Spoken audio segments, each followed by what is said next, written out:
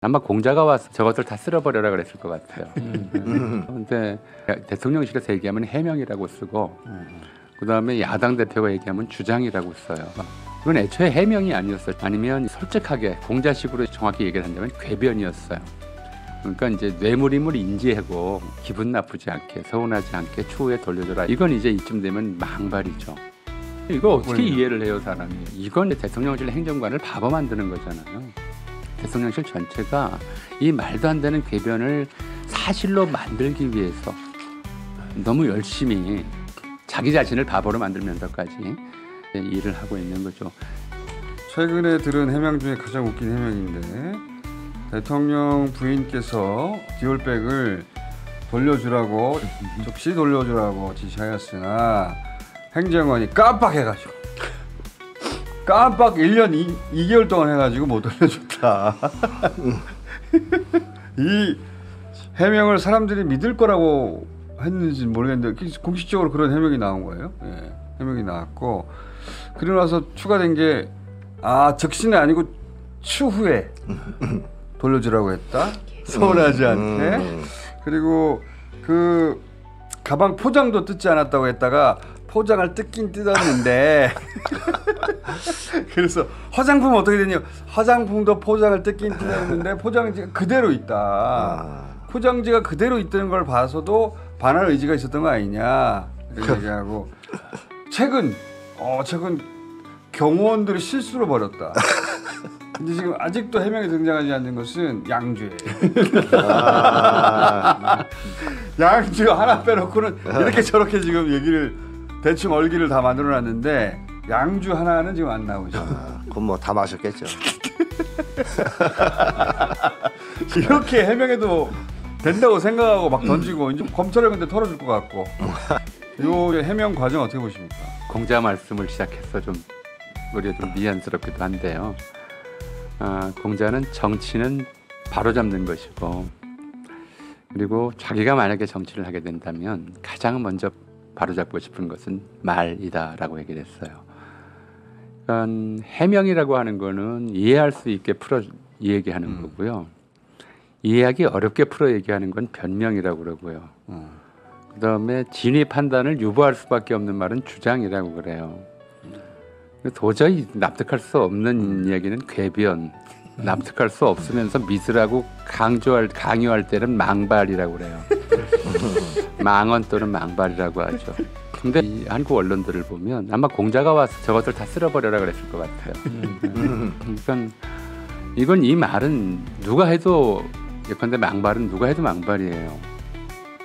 변명은 누가 해도 변명이거든요. 근데 대통령실에서 얘기하면 해명이라고 쓰고 그다음에 야당 대표가 얘기하면 주장이라고 써요. 맞아요. 똑같은 얘기를 해도 예컨대 일본의 식민지 떡이 지배덕이 한국에 발전했단 말을 일본 정치인이 하면 망언이라고 그러고 대통령실이나 정부 고위 관계자가 얘기하면 주장으로 좀 올려줘요. 이게 한국 기자들이 하는 습성이거든요. 그러니까 이게 해명이라고 쓰면 안 되죠. 이건 애초에 해명이 아니었어요. 첫 번째 이게 대통령 취임 축하 선물로서 공식적으로 받은 것이기 때문에 대통령실에 기록물로 보관했다. 이거 얘기했을 때 이거는 잘 이해해주면 변명 아니면 솔직하게 공자식으로 정확히 얘기를 한다면 궤변이었어요. 근데 이게 두 번째로 말을 또 바꾼 거란 말이에요. 그렇죠. 그러니까 이제 뇌물임을 인지하고 기분 나쁘지 않게 서운하지 않게 추후에 돌려줘라 얘기로 또 말을 바꾼 거란 말이에요. 이건 이제 이쯤 되면 망발이죠.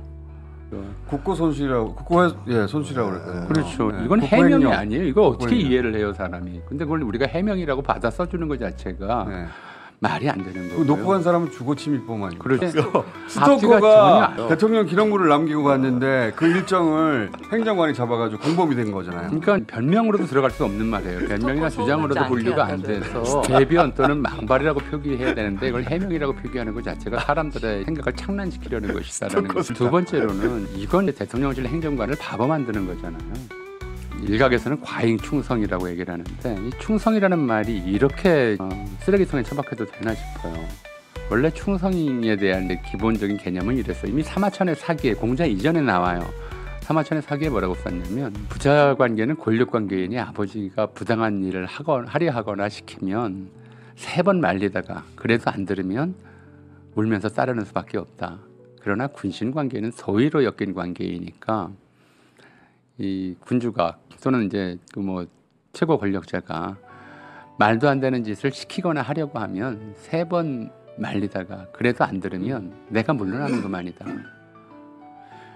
이 철학을 알았다면 아이히만 같은 별명은 안 나왔을 거예요. 시키는 대로 했을 뿐이다. 근데 지금 이 정부 전체가, 대통령실 전체가 이 말도 안 되는 궤변을 사실로 만들기 위해서 너무 열심히 자기 자신을 바보로 만들면서까지 일을 하고 있는 거죠. 이게 다 아이히만들이에요. 시킨다면 무슨 짓이든 한다라고 하는, 국민 전체를 속이거나 국민 전체를 바보로 만드는 한이 있어도 나는 이 사람이 시키는 대로 하겠다고 하는 거죠. 이런 거는 과잉 충성이 아니에요.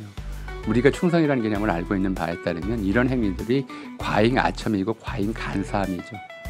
그러니까 이제 예전에 조선시대에는 군주의 잘못을 비판하는 직위가 있었어. 직책이 사관원이라고 해서 유근 시인이 딱 사관원 스타일인데, 사관원 관리들은 대낮 근무 중 음주가 허용됐어요. 거기까지는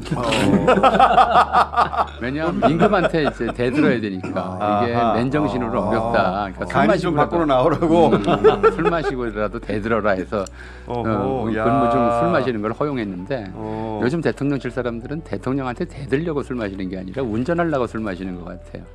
최근에 무슨 대통령실 행정관 음주운전이 이제 걸렸다고 하는데 총회하는 행정관이 네. 하던데.